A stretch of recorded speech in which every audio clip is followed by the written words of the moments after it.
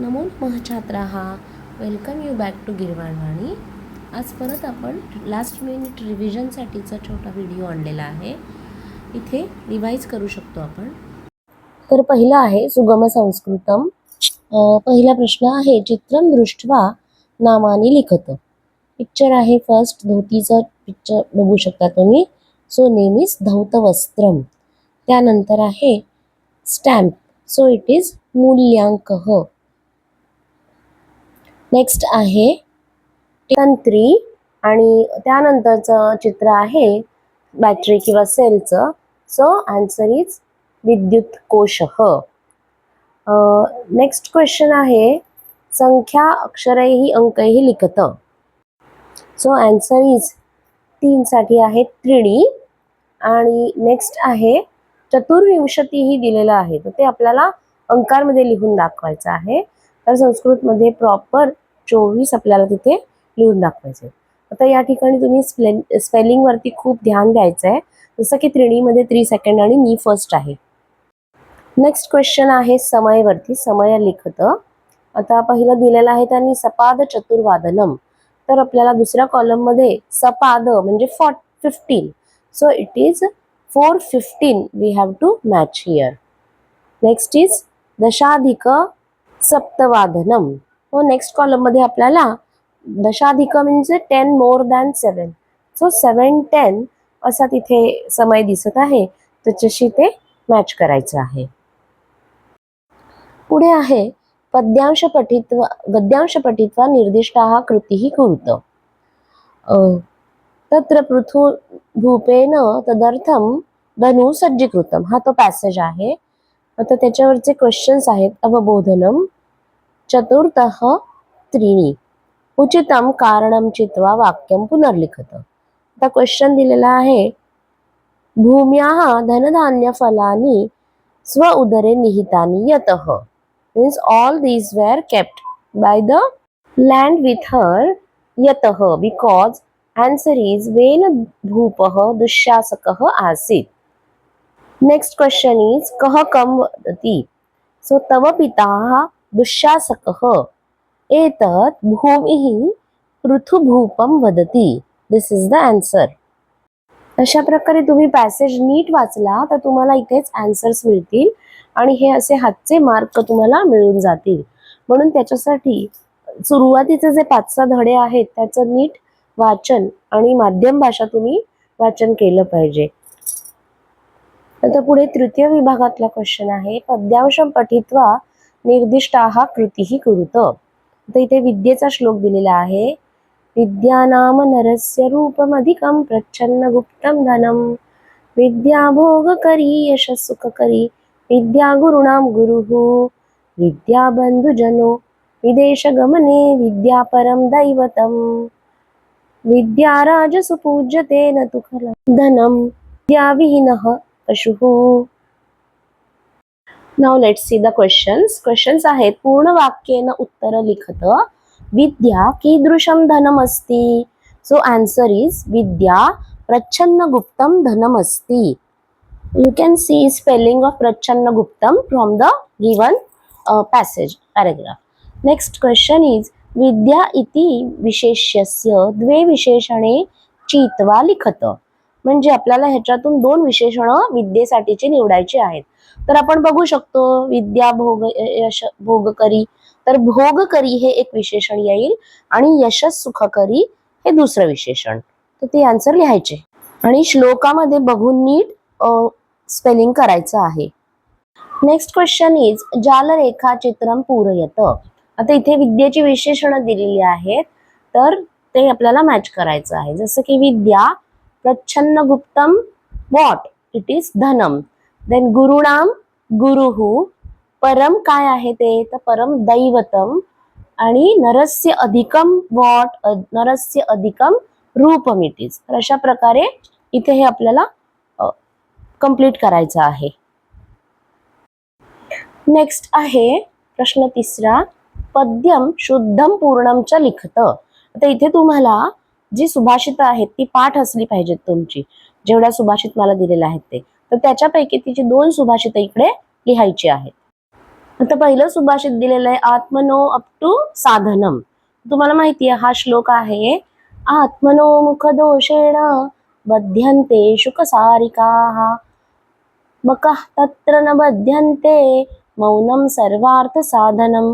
तर हा श्लोक अगदी व्यवस्थित कुठेही स्पेलिंगची मिस्टेक न करता आपल्याला लिहिता आला पाहिजे आणि याच्यासाठी अर्थातच खूप सराव लागतो.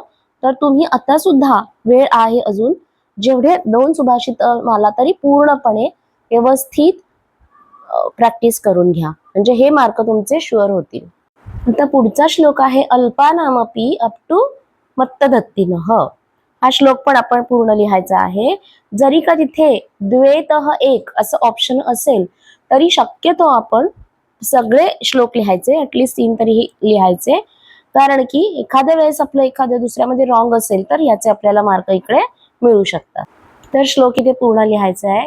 अल्पानामपि वस्तूनां संहतिः कार्य साधिका तृणैर्गुणत्वम् आपन्नैः बध्यन्ते मत्तदत्तिनः.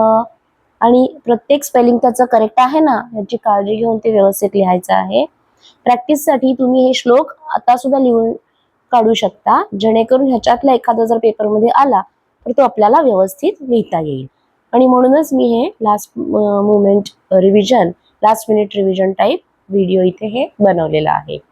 जर तुम्हाला उपयोगी वाटत असेल तर नक्की शेअर करा, सबस्क्राईब केलं नसेल तर सबस्क्राईब करा. पुढचं आहे अन्वयम पूरयत.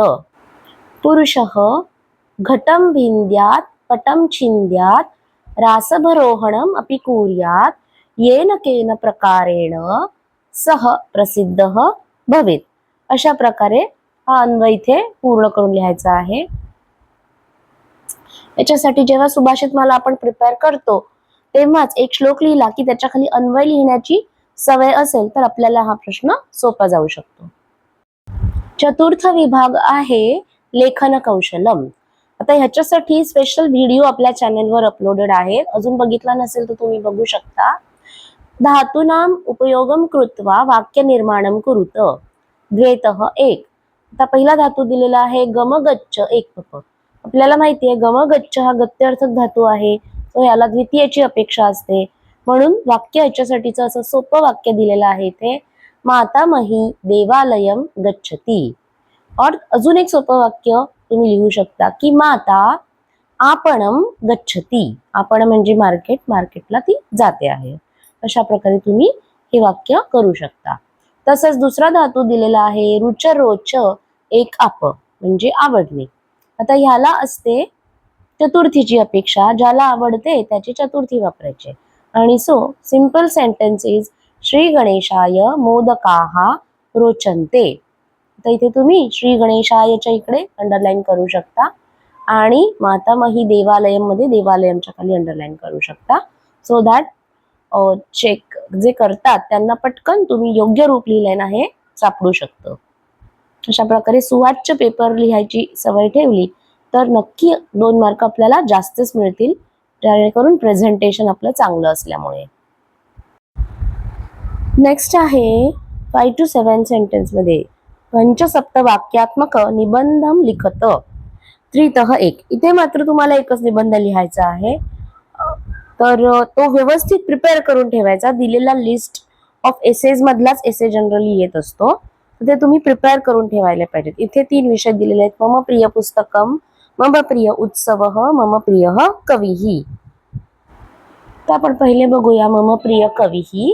इथे मी कवी कालिदासाबद्दलचं सांगते आहे, तो निबंध अशा प्रकारे तुम्ही प्रिपेअर करून ठेवू शकता. मम प्रिय कविः कालिदासः, सः कालीमातुः भक्तः आसीत्, अतः सः कालिदासः.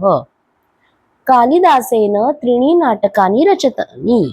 त्याने 3 नाटके लिहिली होती. कालिदासस्य अभिज्ञानशाकुन्तलम् एतत् नाटकं विश्वप्रसिद्धम्.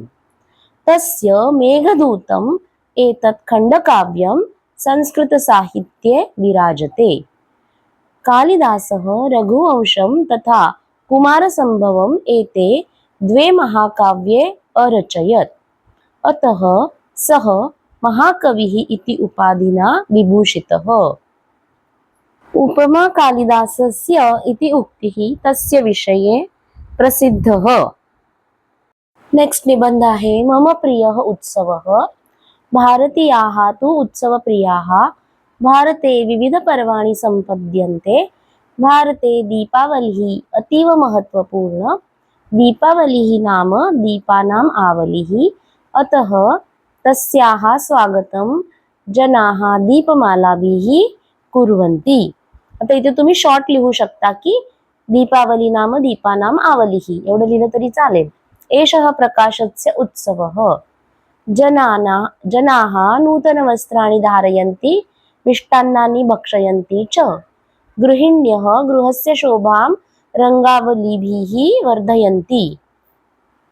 गृहस्य प्राङ्गणे आकाशदीपः प्रज्वाल्यन्ते। जनाः गृहे सायंकाले लक्ष्मीपूजनं कुर्वन्ति। सर्वे परस्परं मिलित्वा मंगलकामनां कुर्वन्ति। आता संयुक्तवाल्यांनी 4-5 वाक्य लिहिले तरी चालतील आणि संपूर्णवाल्यांनी पूर्ण हा निबंध पाठ केला आणि लिहिला तर अजून छान मार्क मिळतील। तर पुढचा विभाग आहे पंचमः विभाग भाषाभ्यास। इथे तालिका पूर्ती कृत असं आहे। नामतालिका एक आहे, मग सर्वनाम तालिका आणि नंतर समास तालिका असे आपल्याला पूर्ण करायचे असतात। तर पहिलं आहे नामतालिका बघूया। भगवंत नावाचं दिलेलं आहे, सो भगवता तृतीय विभक्ती आहे। आपल्याला भगवन हा शब्द पाठांतराला आहे, तो व्यवस्थित पाठ केला तर याचे पूर्ण 2 मार्क आपल्याला मिळू शकतात।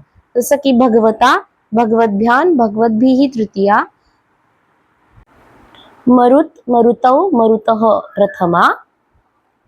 नंतर आहे वाची शब्द दिलेला आहे, सो वाची, वाचोः, वाक्षु सप्तमी। पुढची आहे सर्वनाम तालिका। याच्यात पण 2 सोडवायचे आहेत तुम्हाला। आता एक दिलेला आहे युवाभ्याम म्हणजे युष्मत सर्वनामाचं इथे पूर्ण करायचं आहे। तर इथे विभक्ती दिसते की पंचमी, तर युष्मतचं पंचमीची आपल्याला रो आठवायला पाहिजे। सो त्वत युवाभ्याम युष्मत पंचमी अशी ही रो येणार आहे। आणि पुढचं दिलेलं आहे तद सर्वनामाची चतुर्थी आणि तस्मै दिलेलं आहे, सो तस्मै ताभ्याम तेभ्यः चतुर्थी अशी ही रो कंप्लीट होऊ शकते। त्याच्या पुढचं आहे समास तालिकां पूरयत। धनधान्यानी हे पहिलं समासपद दिलेलं आहे। तर तुम्हाला विग्रह माहितीच आहे, धनम च धान्यानी च, आणि समासाचं नाव आहे इतरेतर द्वंद्व समास। तसंच आहे प्रजाहित दक्षाः, तर याचा विग्रह येईल प्रजाहिते दक्षः, आणि कारण की सप्तमी आहे म्हणून सप्तमी तत्पुरुष समास। त्याच्यानंतर येणार आहे क्षेत्रपतिः, सो क्षेत्रस्य पतिः, आणि नाव येईल समासाचं षष्ठी तत्पुरुष समास। अशा प्रकारे इथे हा क्वेश्चन संपतो। समासासाठी जास्ती माहितीसाठी चॅनलवरचा व्हिडिओ नक्की बघा। तर अशा प्रकारे तुम्ही क्विक फास्ट रिव्हिजन करू शकता। आणि अजून कुठल्या बाबतीतचे तुम्हाला व्हिडिओ हवे असतील तर नक्की कमेंटमध्ये मला कळवा। धन्यवाद। मला परीक्षेसाठी खूप खूप शुभेच्छा।